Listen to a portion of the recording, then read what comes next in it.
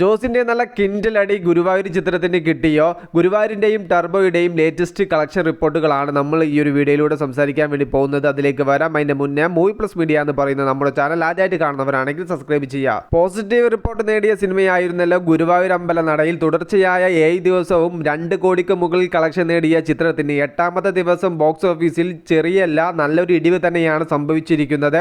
7ാമത്തെ ദിവസം മാത്രം കേരള ബോക്സ് ഓഫീസിൽ നിന്നും 2 കോടി 30 ലക്ഷത്തിന് മുകളിൽ കളക്ഷൻ നേടിയ ചിത്രത്തിന് 8ാമത്തെ ദിവസമായ ടർബോ റിലീസായ ദിവസം 1.5 കോടിയോളം രൂപ മാത്രമേ ബോക്സ് ഓഫീസിൽ നിന്നും നേടാൻ സാധിക്കൂ എന്നുള്ളത് വ്യക്തമായിരിക്കുന്നു. ടർബോ അവസാനത്തെ 24 അവേഴ്സിൽ 142 കേക്ക് മുകളിൽ ടിക്കറ്റ്സുകൾ ബുക്ക് മൈ ഷോ ആപ്പിലൂടെ മാത്രം സോൾഡ് ഔട്ട് ആയപ്പോൾ ഗുരുവായൂരിന്റെ കണക്കുകൾ നോക്കുന്ന സമയത്ത് 53 കെ ടിക്കറ്റ്സുകളാണ് ബുക്ക് മൈ ഷോ ആപ്പിലൂടെ മാത്രം 8ാമത്തെ ദിവസം ടിക്കറ്റ്സുകൾ സോൾഡ് ഔട്ട് ആയിരിക്കുന്നത്. ടർബോ ഇടിച്ചു കുത്തി പെയ്യുന്ന കനത്ത മഴയിലും ആദ്യ ദിവസം ലേറ്റ് ആൻഡ് നൈറ്റ് ഷോകൾ 224 നടന്നിരിക്കുന്നു. അത് ഓൾ ടൈം റെക്കോർഡ് തന്നെയാണ്.